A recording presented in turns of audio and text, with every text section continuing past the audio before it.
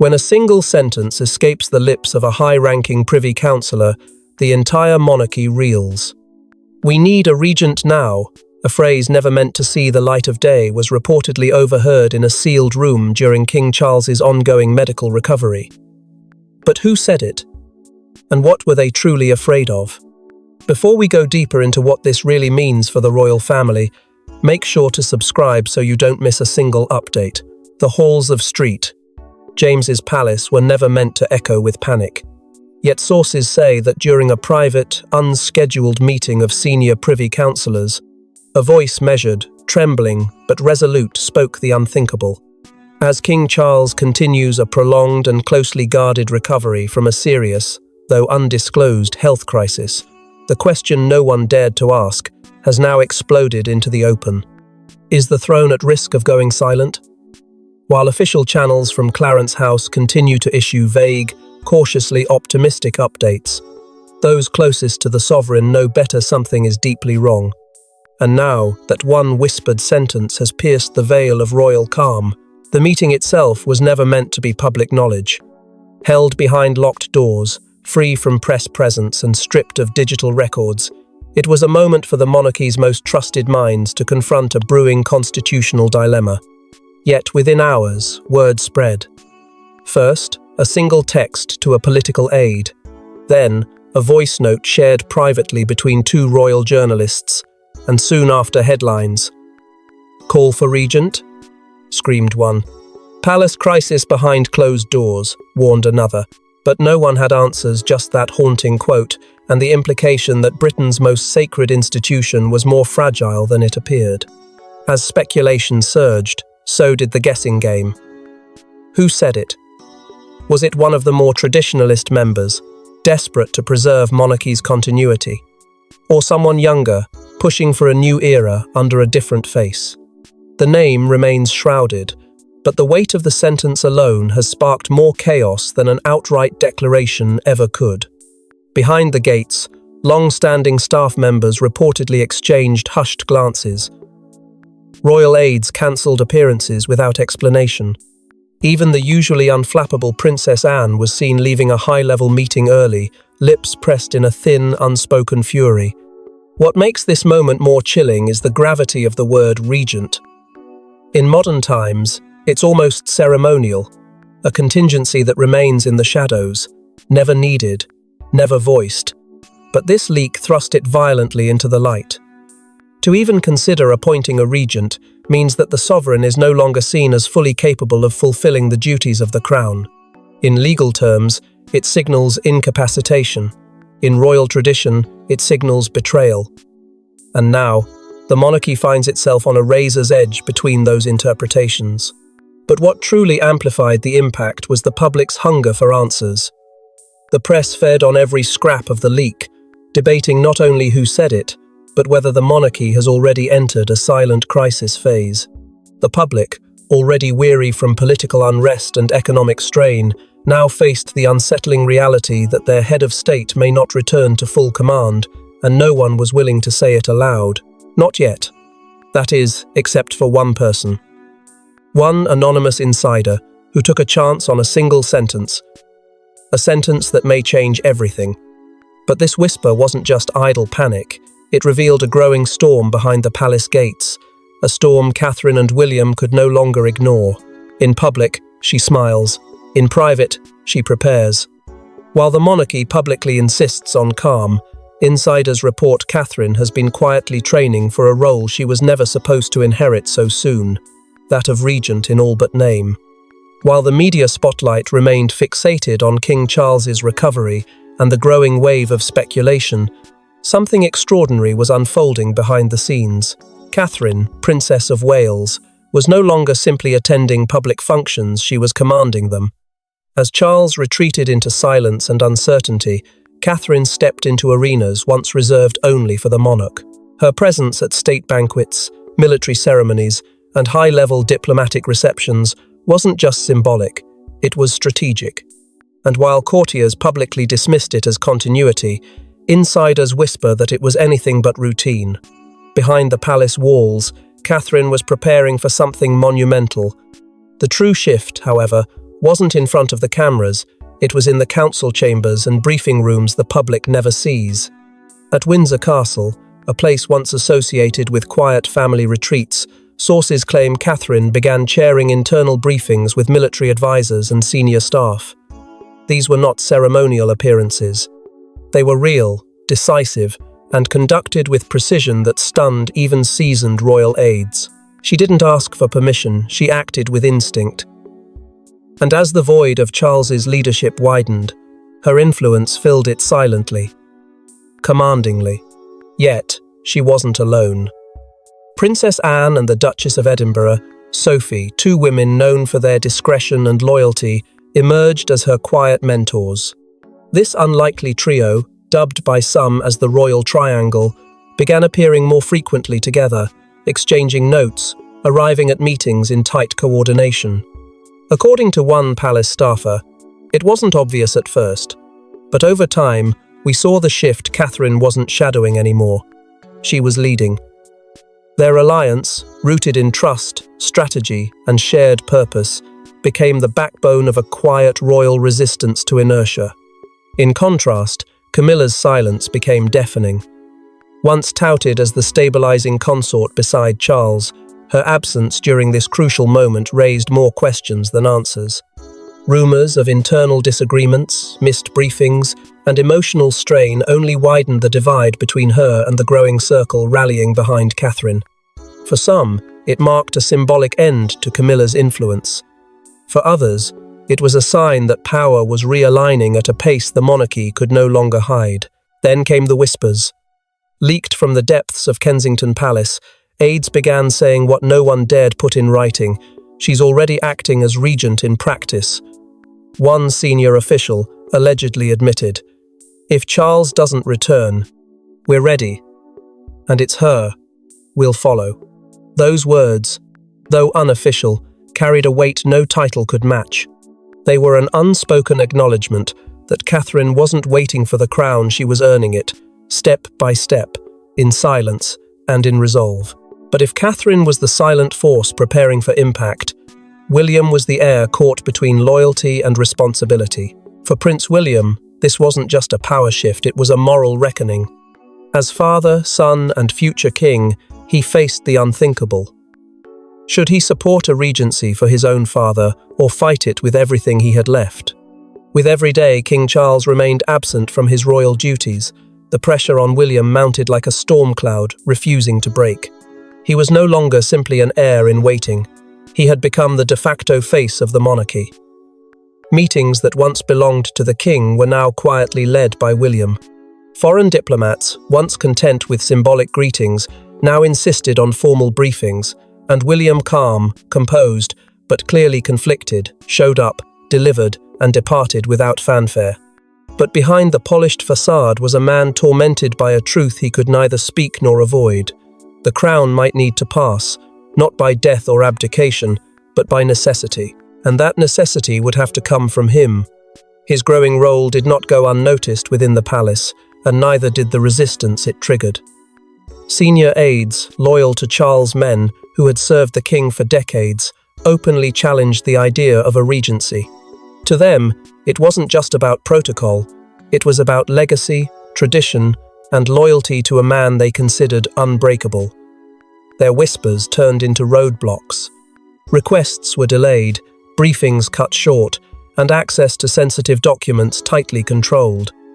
But William pushed through, not with aggression, but with quiet resolve. Still, the tension was palpable. Meetings once cordial now felt cold. The air around him had changed. Then came the moment that changed everything. William made a solitary visit to Sandringham, the private royal estate where his father often found peace. But this wasn't a symbolic retreat. Insiders described it as the turning point, where William spent hours alone walking the grounds, phone off, guards kept at distance. When he returned, his demeanor was different, harder, more resolved. The boy who once walked behind his mother's coffin now stood on the edge of a decision that could fracture the royal family forever. But it was a confrontation with Camilla that ignited the emotional firestorm brewing beneath the surface. During a private meeting, tempers reportedly flared. Camilla, holding firm to Charles's capability, allegedly accused William of plotting a coup in disguise. William, according to those present, didn't shout, but his face went pale. He left the room without responding. The silence afterward was heavier than words. It marked the beginning of the final divide between the Queen Consort and the Prince of Wales. Still, William knew emotion couldn't guide him, so he turned to constitutional advisors. Behind closed doors, he met with legal experts and senior clerks who had served the monarchy through its darkest hours. There, in confidential sessions few knew about, William explored the unthinkable: how to initiate a regency without dishonouring his father. The palace, in its official stance, said nothing, but insiders revealed a haunting moment during one such briefing. William, visibly shaken, reportedly broke down. He cried, said one source, not because he wanted power, but because he didn't want it this way. This was the unbearable weight of duty, the kind that doesn't ask permission, doesn't wait for healing, and doesn't spare the heart. William wasn't choosing between right and wrong. He was choosing between what the monarchy needed and what his soul could endure. And even as he wrestled in silence, the monarchy moved around him fast, furious, and unforgiving. While William wrestled with duty, another royal made a move that stunned even seasoned courtiers. Princess Anne doesn't bluff. In a stunning act of defiance, she confronted the Privy Council and demanded immediate clarity on succession plans, sending shockwaves through an already fractured monarchy. She had waited long enough.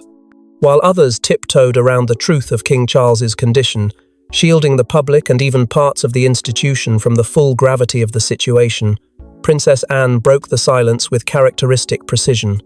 She entered the chamber not as the king's sister, but as a stateswoman unwilling to let the crown drift into uncertainty.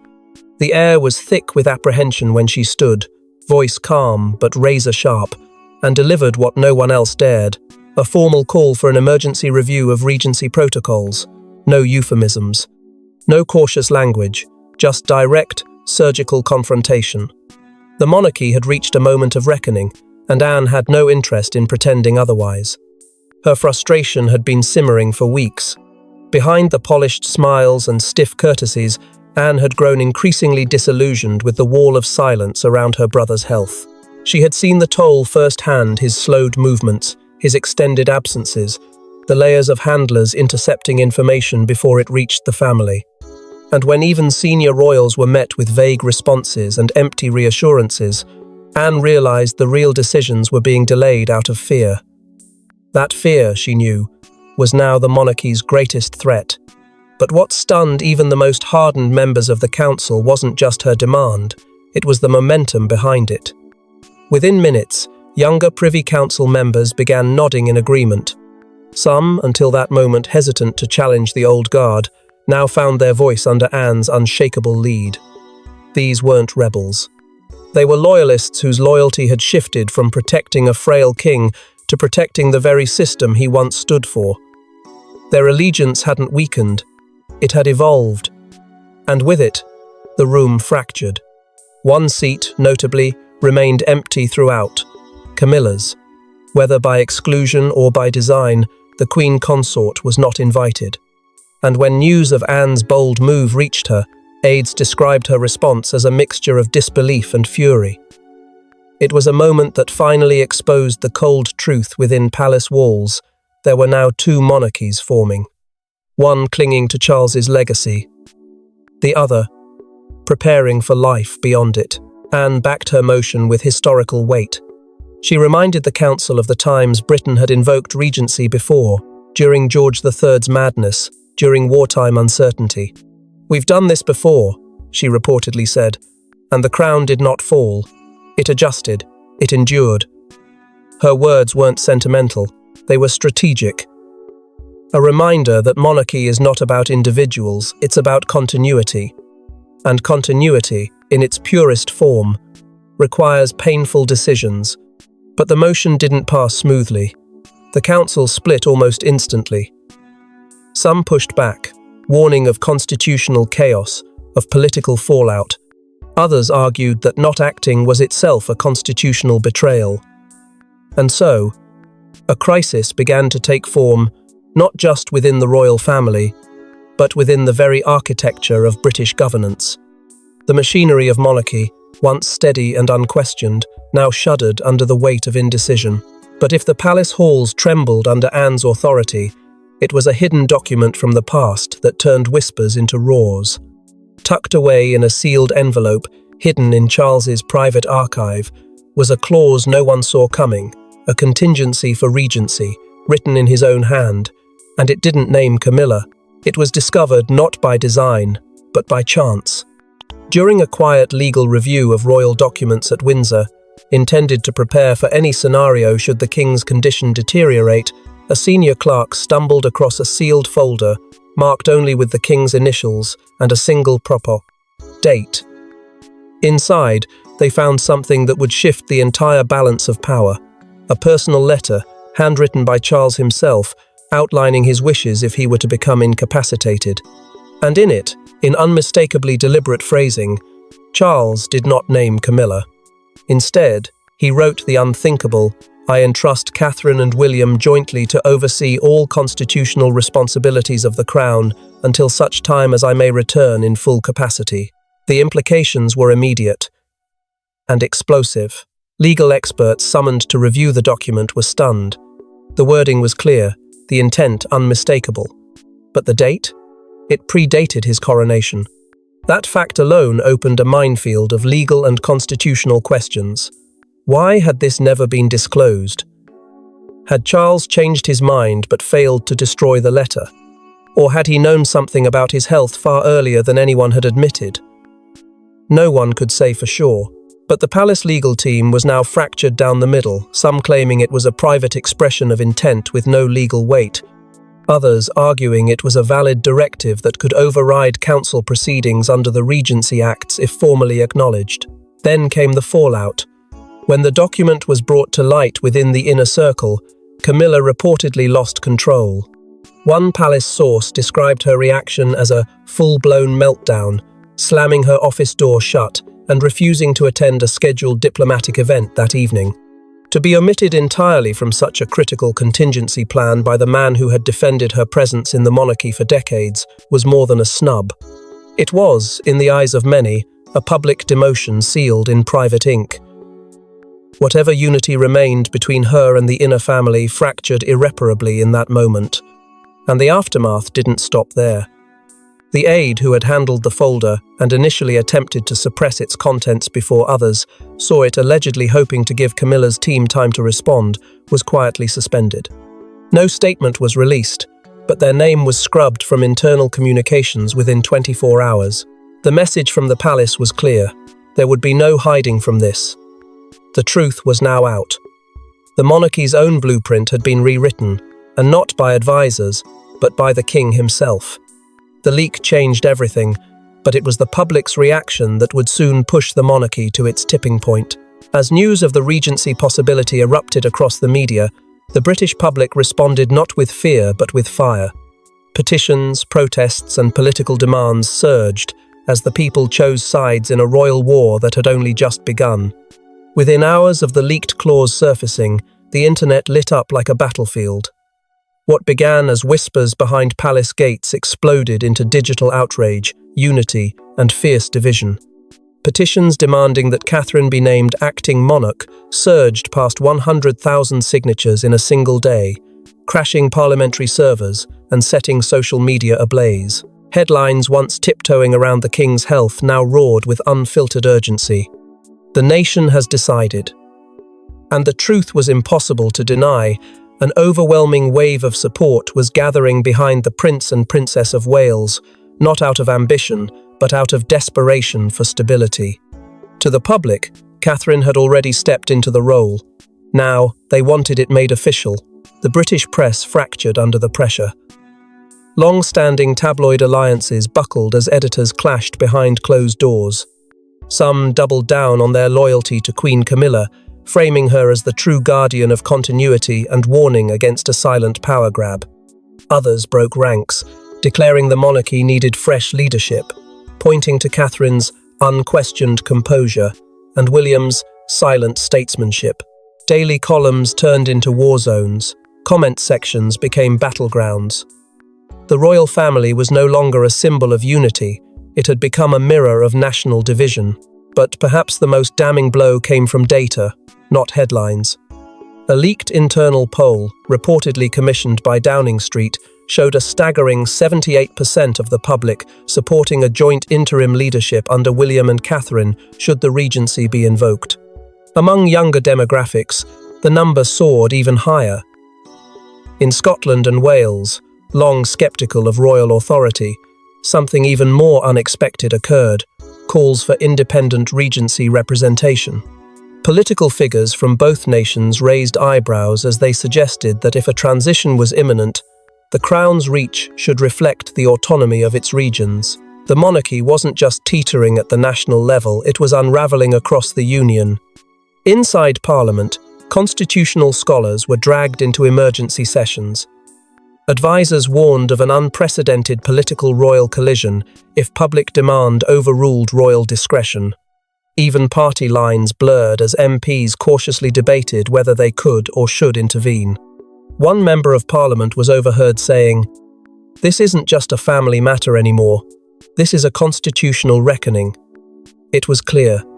The age-old understanding of royal sanctity had broken, and it wasn't scandal that did it. It was silence. But nothing struck deeper than the voices of ordinary people. Veterans, pensioners, school teachers, and former royal staff appeared in emotional interviews across radio and television, their messages clear and heartbreaking. "We're not asking for drama," one elderly woman said through tears.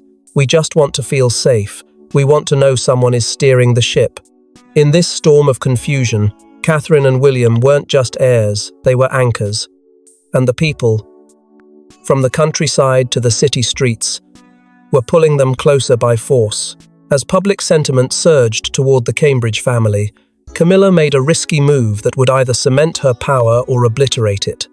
In a last-ditch effort to reclaim her standing, Queen Camilla reportedly called an emergency media summit, unleashing secrets, accusations, and veiled threats. But instead of support, she faced a brutal backlash from within her own walls. It was a move laced with desperation and calculation. The Queen Consort, increasingly sidelined by both public sentiment and private palace alliances, stepped out of the shadows and straight into the spotlight. Within 48 hours of the Regency firestorm dominating headlines, Camilla summoned a carefully curated group of journalists, spokespersons, and select royal commentators for an unannounced address. No press release, no pre-approved topics, just a single message projected behind her: unity and continuity. But what began as an appeal for calm quickly morphed into a thinly veiled act of defiance. Camilla insisted King Charles remained fully capable, subtly accusing others unnamed but unmistakable of exploiting his recovery for personal gain.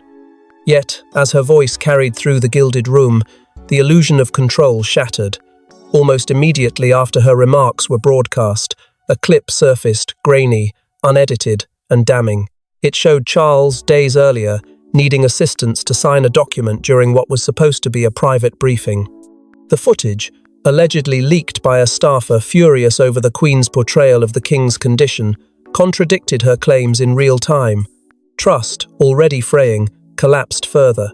Viewers didn't see unity. They saw a monarchy devouring itself from within. And then came the final blow. Camilla's carefully chosen words about "those who speak of regency before the King's rest is even over." The jab was unmistakable, a clear shot at Catherine. But that line, rather than silencing the Princess of Wales's rising influence, ignited fury among royal allies. Prince Edward and Duchess Sophie, who had long maintained a diplomatic distance from the conflict, broke rank. In a quiet but powerful gesture, they withdrew from an upcoming joint engagement with Camilla, issuing a vague statement about needing time to reflect on current responsibilities. Their absence said more than any headline. Camilla, once seen as a bridge between factions, now stood alone at the center of a breaking crown. The effects rippled behind the scenes, too. Within 24 hours of her address, two of Camilla's most senior aides resigned, one reportedly citing strategic disagreements, the other offering no comment at all. Palace insiders began whispering of a shift in power, not just in title, but in presence. Where Catherine moved with grace and quiet assurance, Camilla now seemed cornered, her instincts dulled by the very scrutiny she once outmaneuvered. Her appeal for continuity now read as panic. Her call for unity sounded more like a warning, and the public, once divided, now watched with sharpened eyes as her approval ratings collapsed overnight. What was meant to be a calculated show of force had backfired spectacularly. The Queen Consort's position, once fortified by years of hard-won acceptance, was unraveling in real time. The palace, already fractured by secrecy and succession rumours, now found itself splintering at the very top. And all the while, the one voice missing from the entire spectacle, the king's, remained eerily silent. With Camilla isolated and the palace fractured, the final decision would come down to a royal summit that hadn't convened in over 30 years. They gathered in silence. At Balmoral, the remaining senior royals met to confront the truth no one dared say aloud. King Charles could not rule, at least not for now. What unfolded in that room would forever alter the monarchy's future. The gates of Balmoral had witnessed decades of tradition, triumph, and heartbreak, but nothing like what occurred that day. Behind closed doors, away from the cameras and public pageantry, 5 of the monarchy's most senior figures convened for what would become the most consequential royal summit in a generation. Prince William and Catherine entered as a unified front, calm but unreadable. Princess Anne unyielding and resolute. Prince Edward cautious but firm. And unexpectedly, Princess Beatrice, representing a younger generation silently waiting for direction. One seat remained empty. Camilla's. Whether by choice or by quiet exclusion, her absence signaled that the balance of power had already shifted. At the center of the room sat a sealed medical dossier, prepared by the king's personal doctors and delivered under extreme confidentiality. It reportedly contained a blunt prognosis. Charles's condition, while stable, would not allow for full resumption of royal duties for the foreseeable future. The timeline for recovery was uncertain. The crown, it seemed, was suspended in limbo. The family members reviewed it in silence. There were no tears, just the heavy realization that the moment they had all hoped to delay had now arrived. The monarchy could no longer function on hope alone. A vote was held, discreetly and without recorded minutes. No aides, no advisors, just the blood and bond of the House of Windsor. The outcome was unmistakable. Unanimous consensus that stability measures must be enacted immediately. The wording was delicate, almost surgical, but the meaning was clear. A soft, silent transfer of power was already in motion. Hours later, the palace issued a cryptic one-line statement to the press. Stability measures have been enacted in accordance with constitutional advice and family consultation.